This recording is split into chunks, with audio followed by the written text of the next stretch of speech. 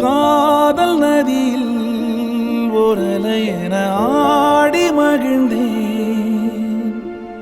ஞானக்கரையில் வந்தெழுந்தவன் ஈரம் தொலைத்து விட்டேன்.